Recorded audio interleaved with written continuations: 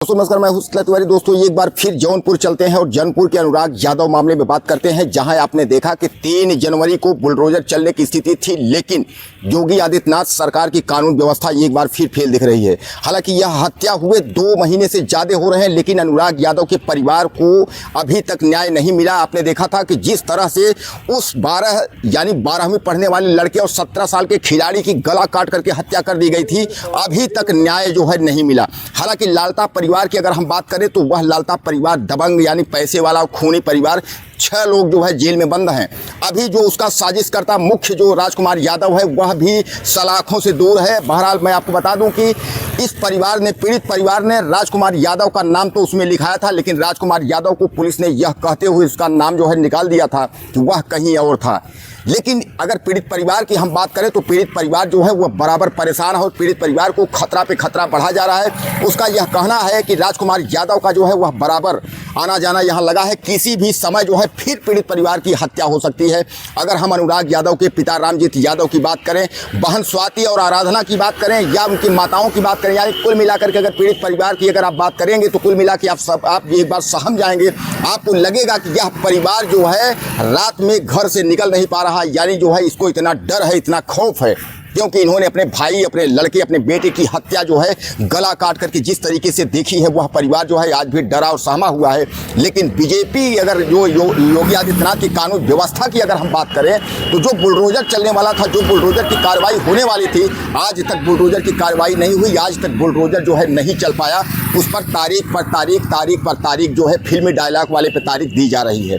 यानी आप समझ लीजिए कि 10वीं बार तारीख हुआ, 11वीं बार तारीख हुआ, कभी तहसीलदार नहीं तो कभी छुट्टी है, कभी वकीलों की मौत है तो कभी जो है कोर्ट बंद है या हवाला दे करके, और 11 से 12 तारीख हो गए।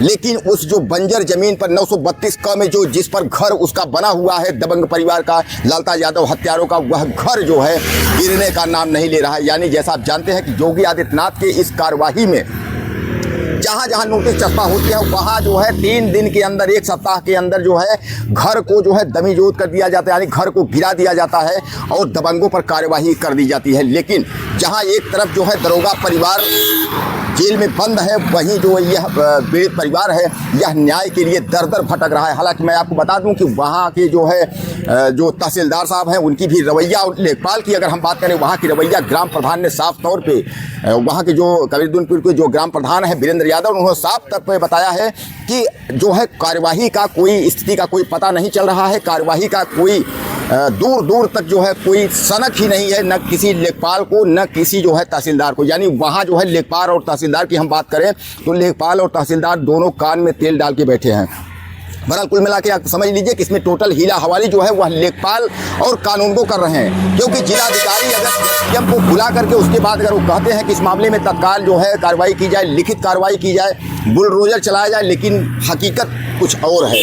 दोस्तों मैं आपको बता दूं कि कुल मिला के राजकुमार यादव और उसके बाद इंद्रावती यानी लालता की पत्नी, यह दोनों व्यक्ति जो है सातिर टाइप के हैं, और जब से यह लोग बाहर घूम रहे हैं तब से जो है इसमें हैला हवाली हो रही है, क्योंकि बुलडोजर चलने का जो वक्त है वह धीरे धीरे करके अब लोगों के दिमाग से और जो है जहन से वह निकल चुका है।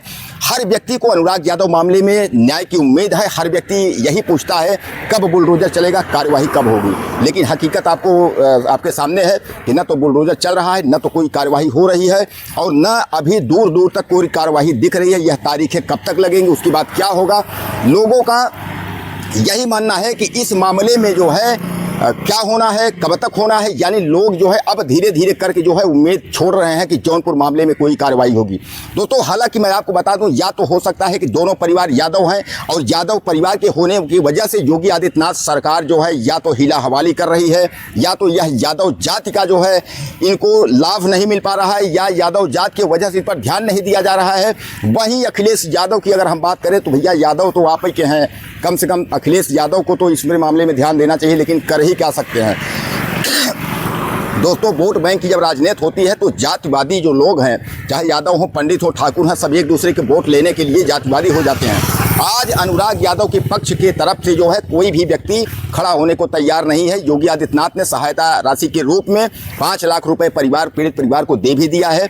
उसके बाद बस यह कह रहे हैं सहानुभूति आपके साथ है। कैसी सहानुभूति, अगर जब आज तक जो है बंजर की जमीन में और सुप्रीम कोर्ट की गाइडलाइन के अनुसार जो है विपक्षी का जो मकान है, लालता यादव हत्यारों का जो मकान है, वह जो है 932 का यानी बंजर की जमीन यानी जीएस ग्राम समाज की जमीन में 2 मंजिला इमारत बनी हुई है, उसको तो तुरंत गिरा देना चाहिए। सुप्रीम कोर्ट का फैसला है, लेकिन सुप्रीम कोर्ट को भी धक्का दिखाते हुए यह अधिकारी जो है दबंगई या जिनको जो भी कहा जाए कुल मिलाकर के जो है कार्यवाही करने के लिए आनाकानी कर रहे हैं, कार्यवाही करने के लिए तैयार नहीं है।